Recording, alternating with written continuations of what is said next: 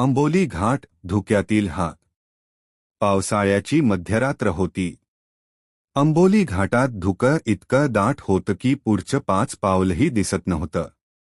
प्रतीक आणि त्याचे 2 मित्र गोव्याकडे जात होते. अचानक धडा, गाडी बंद पडली. मोबाईलला नेटवर्क नव्हतं. आजूबाजूला फक्त पावसाचा आवाज आणि धुक्यात हलणारी झाडं. तेवढ्यात रस्त्याच्या कडेला एक पांढऱ्या साडीतील स्त्री उभी दिसली. केस चेहऱ्यावर, मान खाली. हाताने थांबण्याचा इशारा करत होती. इतक्या रात्री इथे? प्रतीक घाबरत म्हणाला. कोणीच गाडीतून उतरायचं धाडस केलं नाही. पण पुढच्याच क्षणी ती स्त्री गाडीच्या काचेजवळ आली. हळू आवाज आला. मला अंबोलीतून उतरायचं आहे.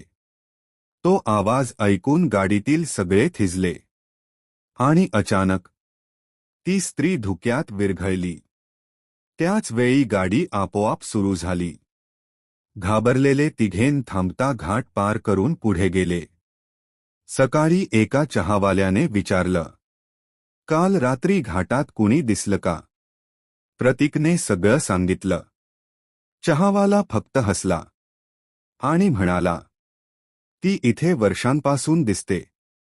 अंबोली घाट सोडून कधीच जात नाही. त्या दिवशीपासून प्रतीक अंबोली घाटातून रात्री कधीच जात नाही.